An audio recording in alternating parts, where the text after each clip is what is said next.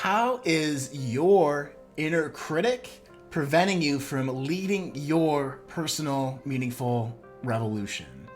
That's what we're talking about today with guest Joanna Kleinman. And it's a wonderful conversation because we cover the internal things that you do need to lead. And on top of tons of amazing observations on just how people work, we really highlight this idea you have an authentic self and an inner critic, and we want to work through the issues the inner critic presents to us throughout our lives in order for our authentic self to show up. So we nerd out about leadership and psychology and personal development in this episode. I know you'll love it. So welcome to the Meaningful Revolution. I'm your host, Sean Butner, and let's get to this amazing conversation.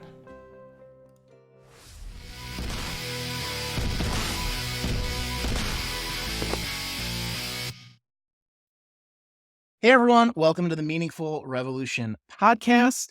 And I'm really grateful to introduce my friend Joanna Kleinman. And jumping right into it, Joanna, I know you help people figure out who they are so they can find fulfillment on their own terms, is how I'm paraphrasing it. Correct me if I'm wrong on it there, but on the topic of leadership and why people need to lead their personal, meaningful revolutions, could you maybe share a story about when your inner critic was a little bit louder than your ambition, your dream, your goals, or what you wanted for in your life? Oh, yes. Okay. First of all, the truth is that the way that I teach my methodology is that we really don't ever get rid of our inner critic, right? So Hmm. we just, okay.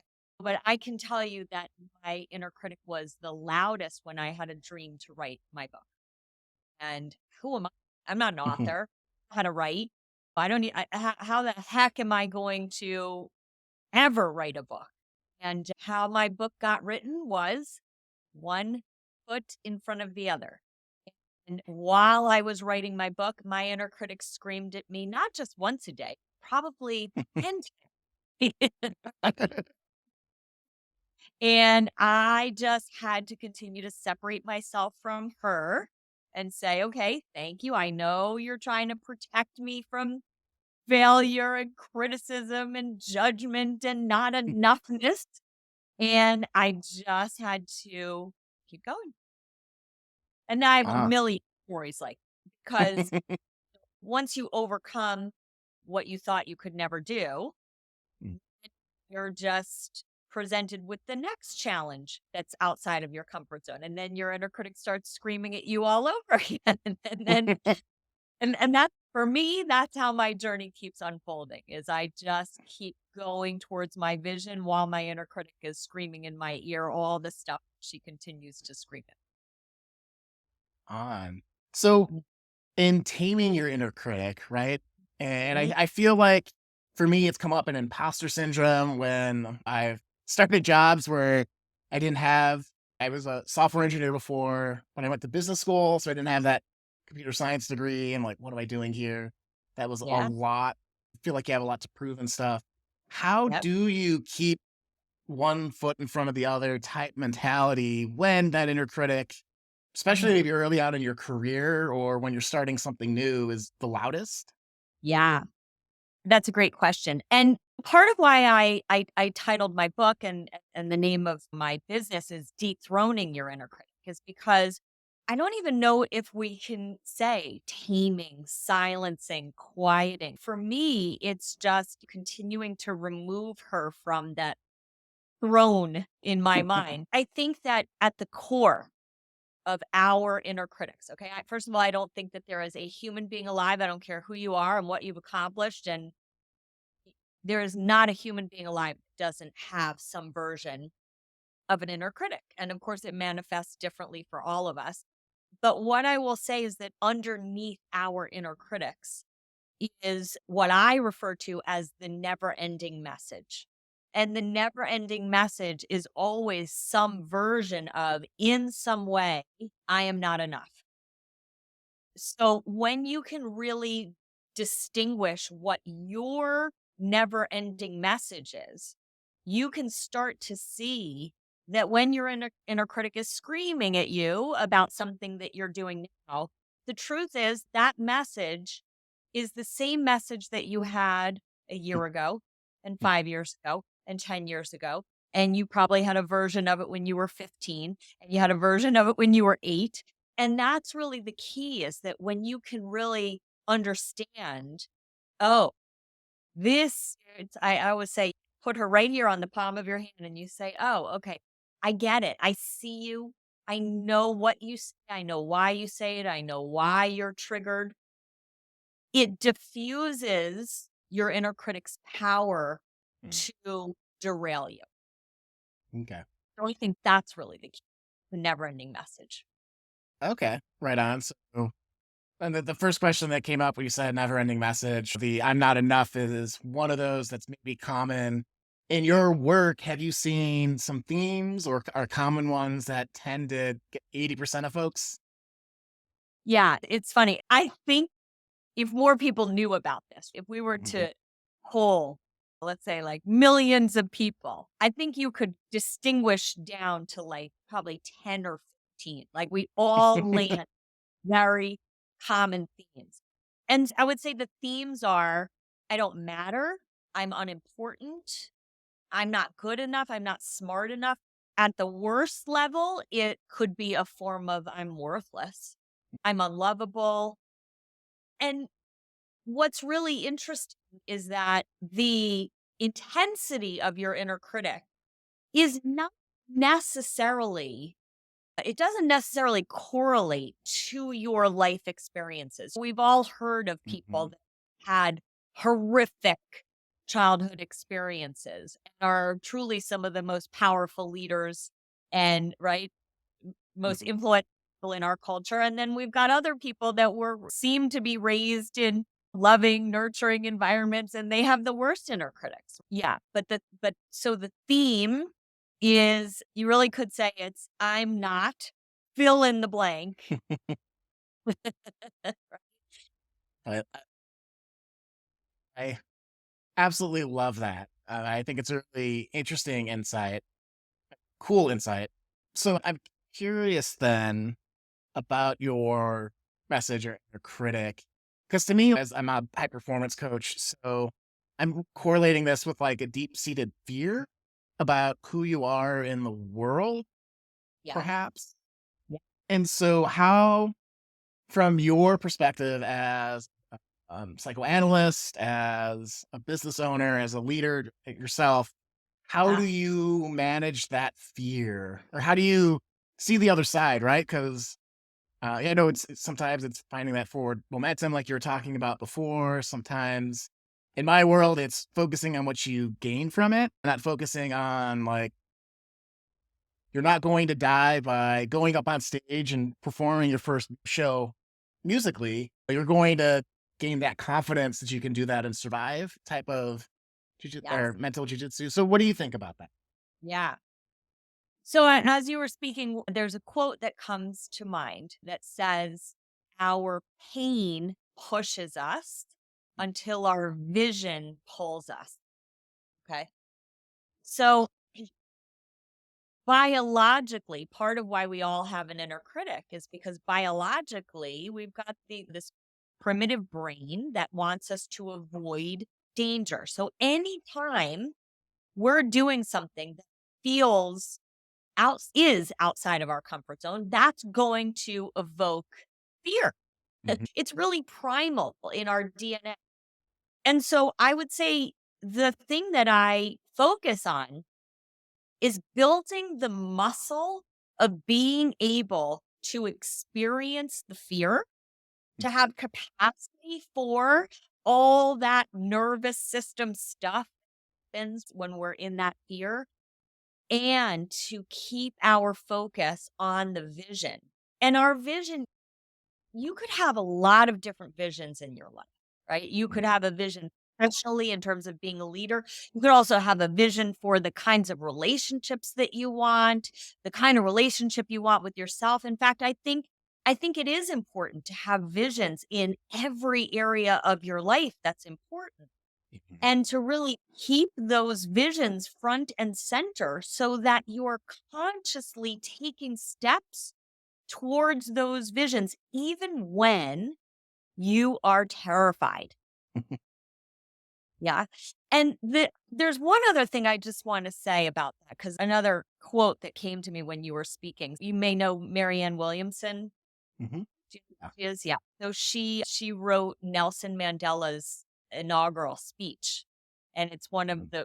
my favorite speeches. It's called Our Deepest Fear. So for those of you listening, if you want to Google it, but I'm going to paraphrase here. She says, "Our deepest fear is not that we're inadequate.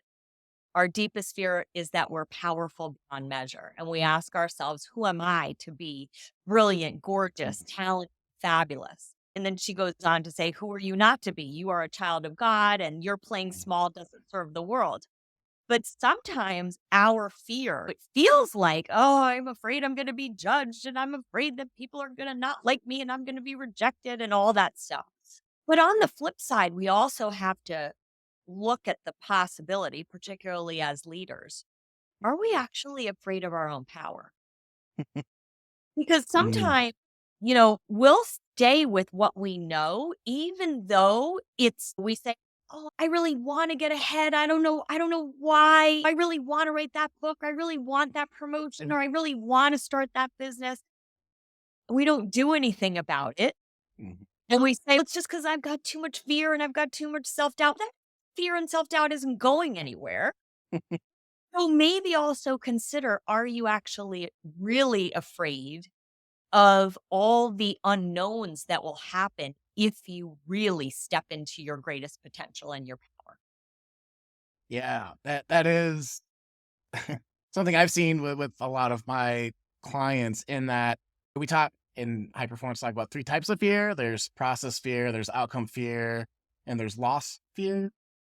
And so the outcome fear of the grass is always greener on the other side. What if I start a business, build financial security for my family, and I'm miserable, right? And then we'll hyperfixate on, and we're miserable. And it's, he did. And something that I noticed doing a little bit of research before here is this idea of having faith in yourself that I saw come up in some of your work. And I think that's very important to know that things are figure outable, to quote like Marie Forleo, or, but part of leadership, I think, and part of managing your inner critic, I don't know if there's a better term for that, but is that idea of confidence that you can persevere. Yes, absolutely. So, what has greatly helped me, and again, what I also teach I think we're in the thousands of people that have gone through my Mm. work, which I'm excited about. But the thing that has helped the most is, I think, what's given me faith in myself is trusting. You could say it's the universe, you could say it's God, you could Mhm. say it's force, you could say, whatever your version is. What I do think is that actually life is always taking us somewhere. So it's really one of two places. Either we're being guided toward the next door that's supposed to open, Mhm. or we're being guided towards the next lesson. And so I wonder if you can relate to this, Sean, but certainly in my journey in creating what I have already created and all the things that I have yet to create, there are a lot of things that have not gone my way. There are a lot of things that have failed. There are a lot of things that have gone nowhere. I've spent a lot of money thinking this is it, right? And then, and, but if I'm now looking on all of those experiences, what I can see is that those experiences are just as much a part of the journey as my win, right? And so thank goodness I was able to have that spiritual connection where I said, okay, this didn't go my way, and I'm not going to take my inner critic's meaning that she assigns to Mhm. that experience as face value because there's so many other interpretations we can have for when something doesn't go our way. That's some major things, right? I've had like business relationships blow up, and Mm. of course that relationship was supposed to blow up. I still love my ex business partner, by the way. She's still a close friend of mine, but thank goodness it blew up, Mm. you know? Yeah. So so if you're listening to this and you are in this place of, "Oh my god, I am so frustrated and where am I going and where am I headed?" I think that faith I in trusting that the universe wants you to win, right? Mhm. And that's keep trusting that no matter what happens, you are being guided and you are being led and allow yourself to be led, right? And sometimes when we believe in that inner critic, we don't see the messages like, wait, those inner whispers that we can trust and just take the next step. That's all we ever need. Just take the next. Absolutely. It reminds me of one of my favorite speeches from Steve Jobs. He did a commencement speech at Stanford before he passed. And I think it's called like Connecting the Dots Looking Back, where he talks about going to college, realizing it wasn't for him, dropping out, and then just attending a calligraphy class, right? And he's like, how is this ever going to do anything? It's just fancy drawing, right? Fancy writing. And that later became a basis as a for Apple's competitive advantage in fonts when the Mac finally launched. And you could never have guessed that through line. And Amazing. That's a great, having, yeah, yeah. trusting in your instinct. This is interesting. Let me follow that. And you never know what's going on is very important. Very important. We get caught in our own demands, our own expectations, attachments, and I call those your inner critic attachments. And I even go so far as to say sometimes our inner critic even has addictions. Going back to that never-ending message, let's just say our never-ending message starts when by the time we're like 6. We've got it pretty solid. Okay. That's for another time, but let's just say you have your never-ending message is like, "I have to be the smart one," right? Oh my god, what if you're faced with something where you're not gonna be smart? You're not gonna know, right? So you got this inner critic addiction. I have to be the smart one.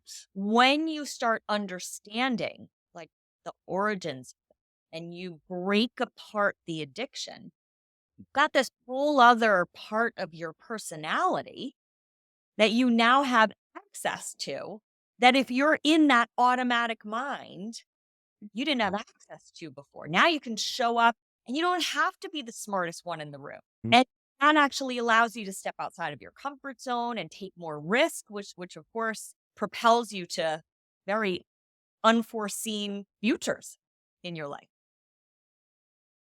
Yeah.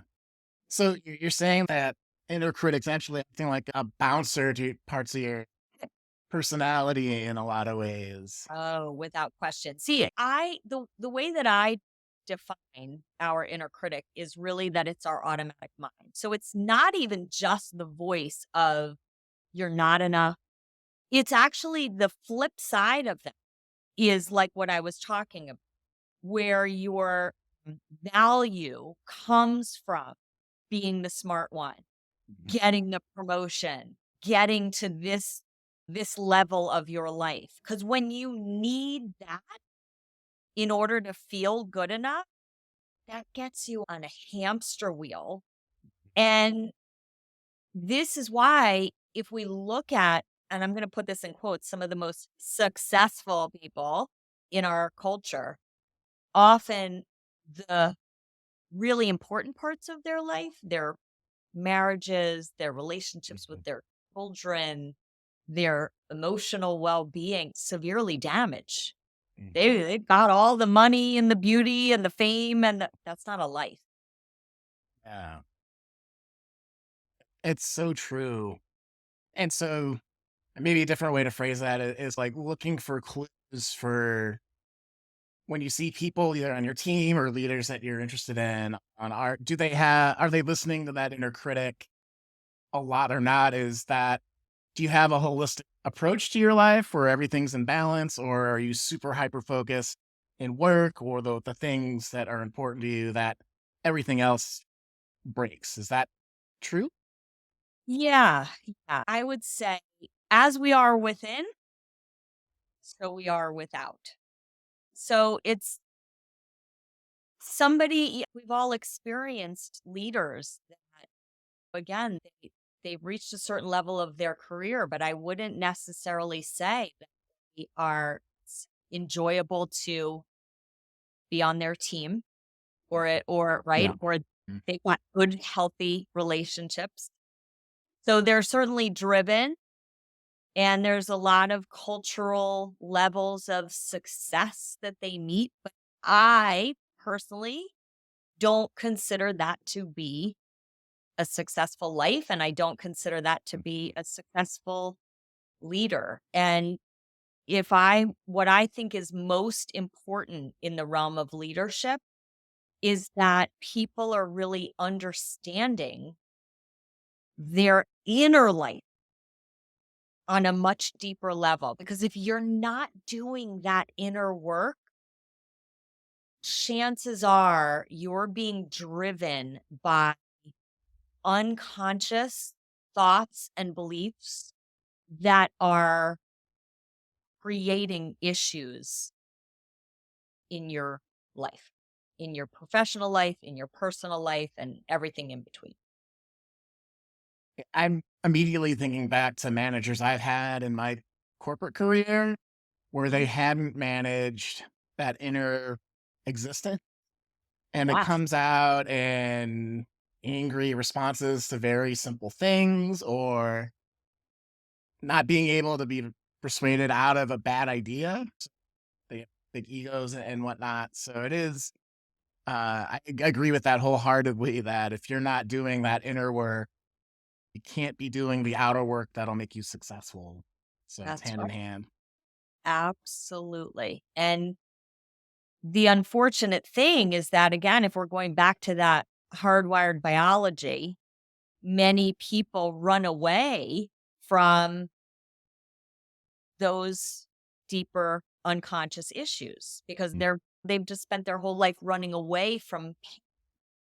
And you may have heard the old adage, that which we resist persists.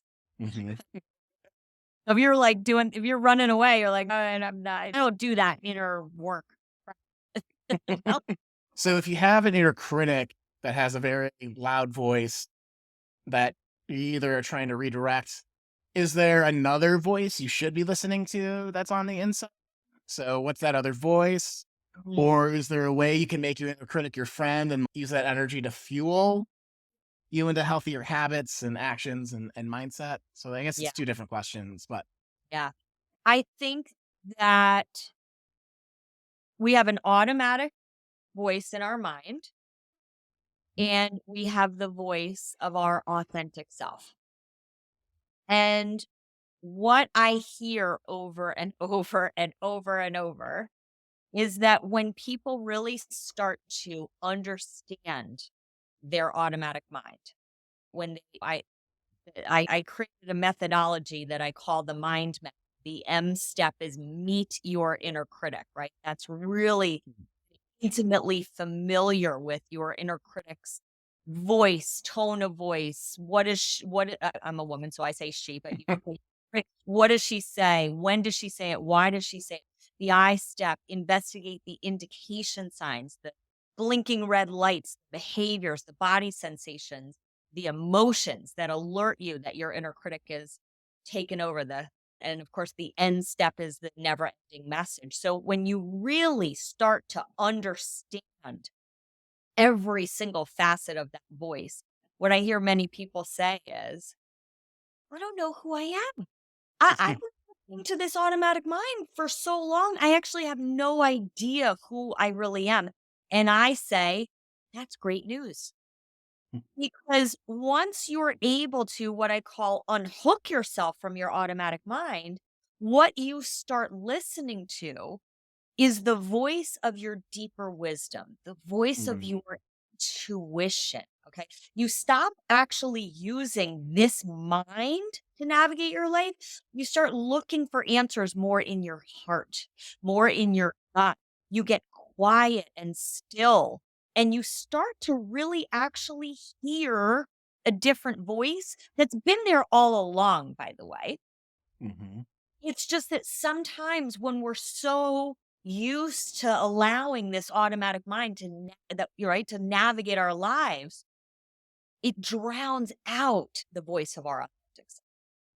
So to answer your question, I don't think that our inner critic mind is a trusted advisor or a companion. Now, I think that our inner critics came about initially a long time ago before we were 10 to protect us in some way, but that protection is now bankrupt. Mm. Doesn't serve us anymore, and we don't recognize it because we're human beings, and we'll keep doing the same thing over and over again because it once worked, and gosh darn it, it's gonna work again. Right? We need it. Yeah. So we have the authentic voice, we have the untrusted inner critic advisor. Yeah. Question that came up is we just came from a very global experience where everyone slowed down, whether they wanted to or not. And I know one of the things that human beings tend to do when they're uncomfortable or there's pain or they're trying to avoid maybe that message that they've had their whole life is you tend to get busy, you tend to work, you tend to fill all your time with all this other stuff. So you don't have the time to sit in that feeling. Yeah. Do do you have any insights for what that might have done to us individually or as a society and Mm. how that's manifesting now? Yeah, I do. I think the pandemic actually was, for many people, an opportunity to pause Hmm. in a way that we hadn't seen in our lifetime. Now, for some, this was a terrifying time, whether you were talking about what was gonna happen to your physical health or what was going to happen to you financially, right? So certainly when you're in that when you are if you are in that acute fear state, it's very difficult to get quiet. But then I think for others, we saw something there.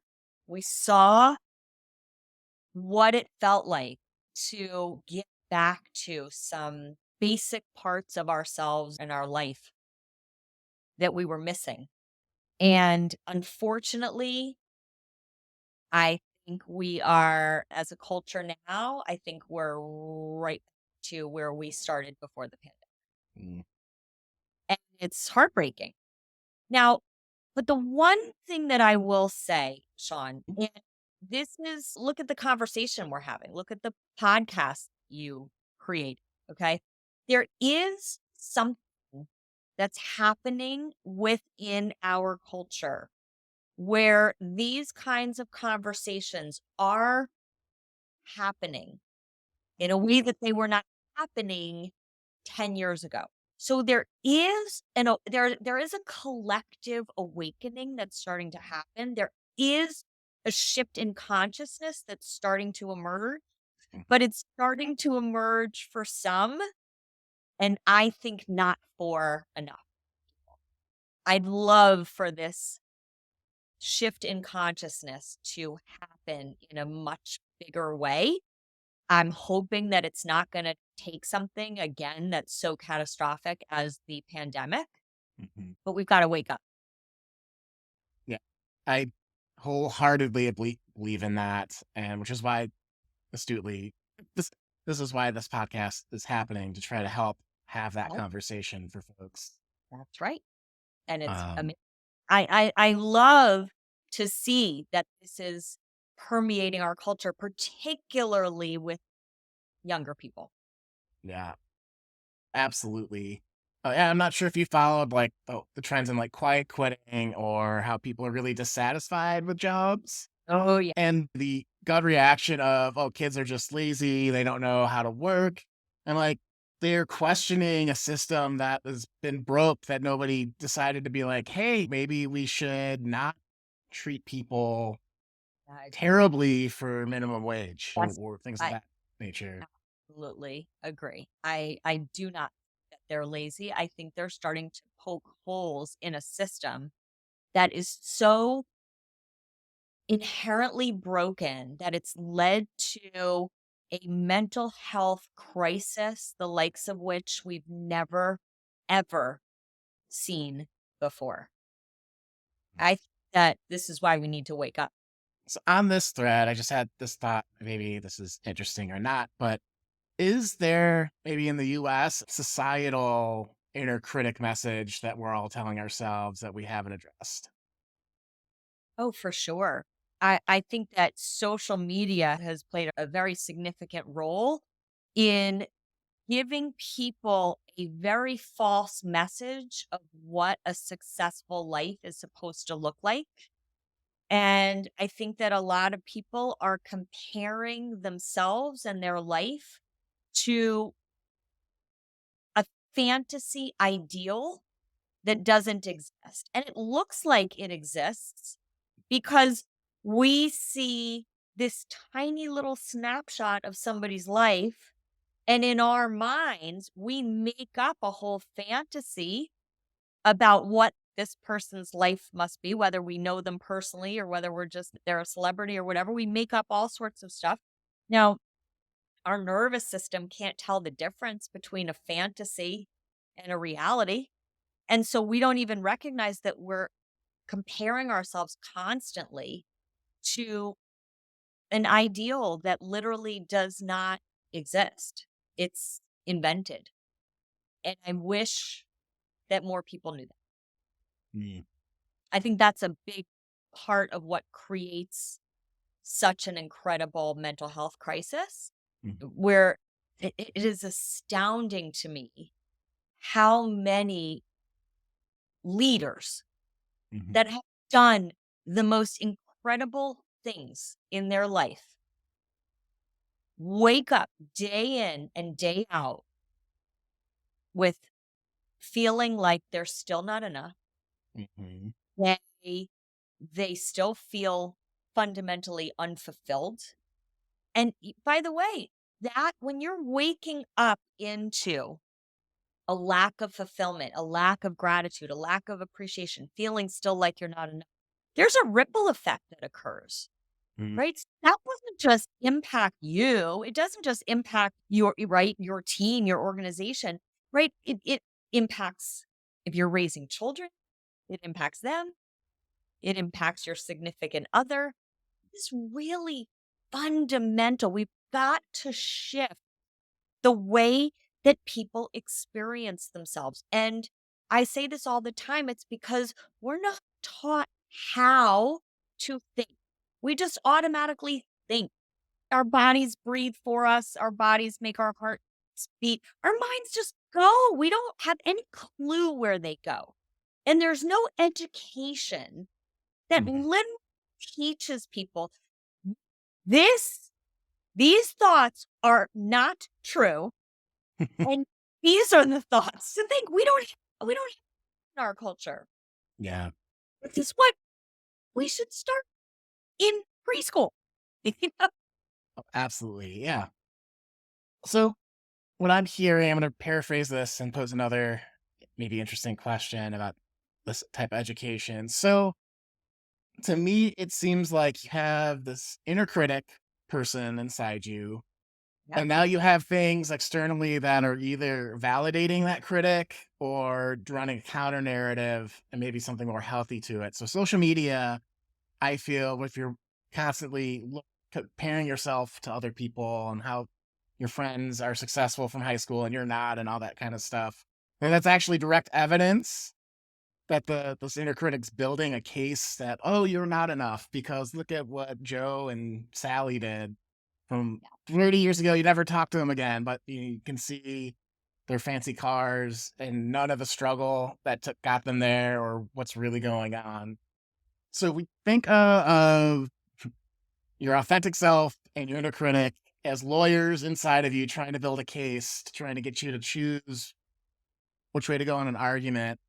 Yes. How would we start educating people to start building the case for their authentic self versus that critic? Yeah, it's a great question. And I would say the first step in that is you have to be aware Hmm. that you have an automatic mind and what it's saying and why it's saying, right? This is why affirmations, okay? And I'm not saying I don't believe in affirmations, I do, but affirmations can often feel like you're blowing smoke up your butt, Yeah.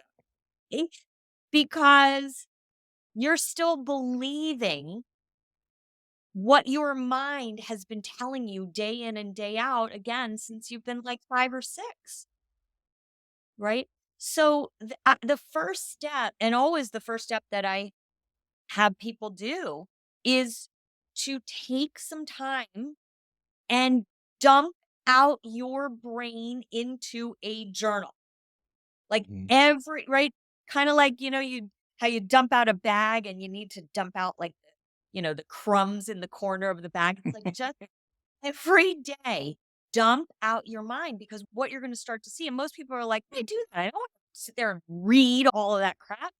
But what starts to happen is that's how you start to see a pattern. Mhm. That's how you start to see that the truth is you're not having new thoughts. You think you're having new thoughts every day. You're regurgitating thoughts over and over again. And today it might be about your sister, but you had the same thought last week about your boss. And you had the same thought 5 years ago about your father in law. And you had the same thought 20 years ago about your prom date. It doesn't matter. And so when you start to see that as a pattern, that's how it really starts to disintegrate. It starts to lose its power over you, because it's gonna be there. It's gonna scream. It actually, when we are doing our most important work, Mhm. that voice gets louder. It doesn't get quieter, it gets louder. Mhm.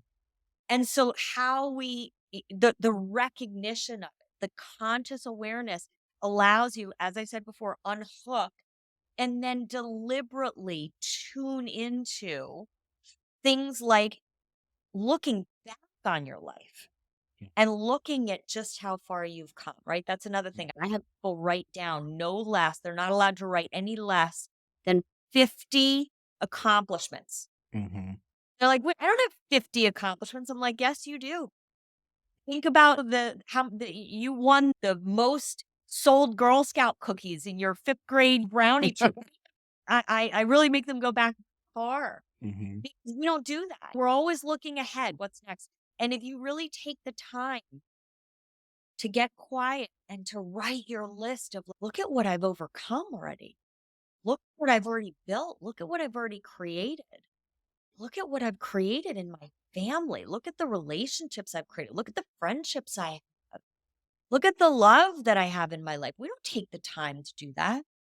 So when we consciously devote that time, now we're actually rewiring not just different thoughts, but different beliefs about who we are. And over time, the more that we do that, unhook ourselves from our automatic mind and plug into different thoughts and beliefs, Mhm. that starts to change our brain chemistry. That starts to quiet our nervous system. That starts to have us not just thinking differently, but having different emotions that are having us take different actions and engage in different behaviors. And then, just to take that to the next level, when we shift our nervous system reactivity, what we're doing is we're shifting our energy inside of our bodies. And like energy attracts like energy. So when you're going out into the world with the energy of gratitude and joy and calm and love and connection, not because you've done something that gives you that, but because you're shifting inside, and amazing things starts to happen. You actually start to attract to you different people, different opportunities, different things just and we've all had that experience, right? We're like, I want something. And then all of a sudden, at some day when you least expect it, it's like, boom, the universe delivers somebody that's mostly that's how it goes. We've got visions and we have to keep taking actions, but mostly the things that get us there are in the most unexpected ways. Hmm. Does that make sense to you? Do you see that in your own journey as well? Oh, definitely. Yeah, yeah. The thing that struck me is there's a time where I decided to learn how to run a marathon, having Mm, not being able to run 15 minutes in a row. And before that time, I hadn't assumed that identity. I never thought that I could run a mile, let alone 26.2. But I made this crazy decision how to, and that's a whole other story we could get into on another time. But the thing is, after that experience, I was a runner and I had that sense of pride of identifying that identity, the confidence that, like, oh, I can do an easy 10-mile run today, which is insane to say out loud. But yeah. it's like that confidence of, oh, I figured this out. I can survive this or actually thrive while doing this really difficult thing. Yeah.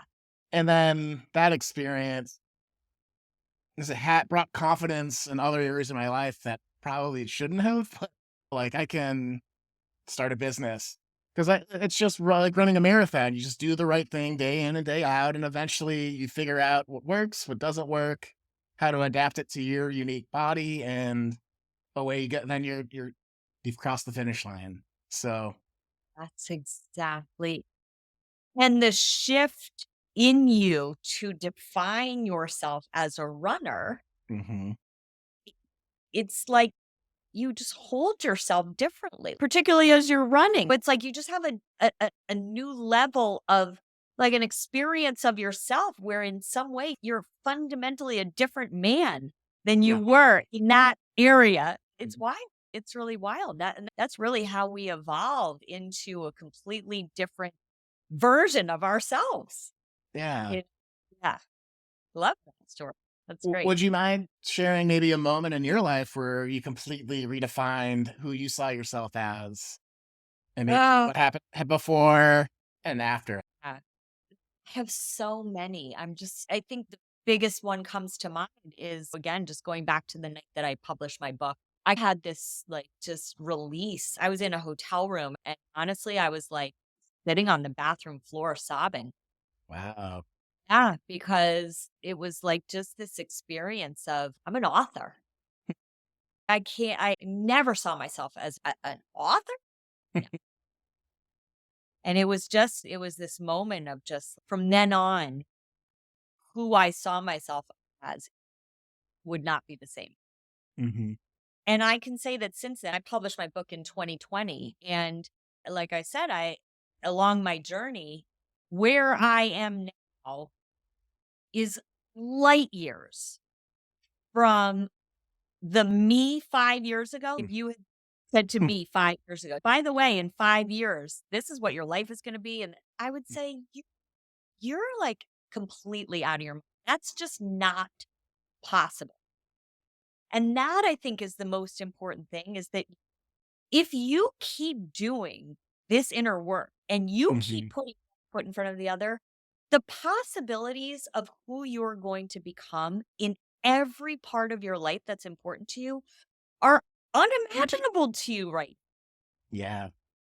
Could you maybe put some voice behind the transformation that happened since releasing your book that maybe you found surprising? I never thought in a million years that. Yes. Okay. I used to fantasize about what would that be like to be like the keynote speaker for a Microsoft or a Mm. healthcare. And to me, it was like those people had something that I didn't.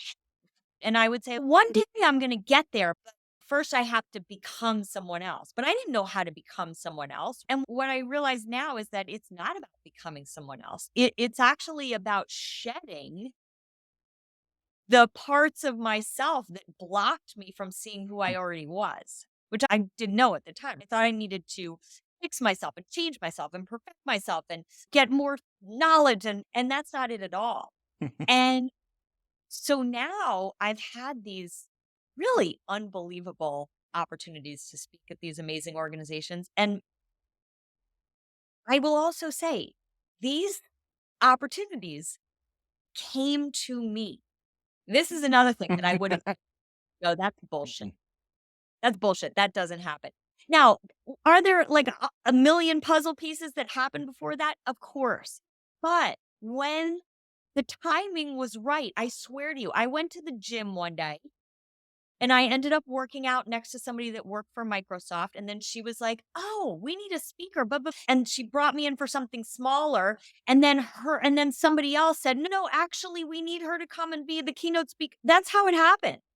Oh, Opened all these other doors for me. And then all these other organizations started inviting me. That's what I'm saying. It's like when you least expect it, you have no idea what door is going to open when you least expect it. And it's all because that was a vision of mine. hmm No idea how that was going to happen. So that's like a good example.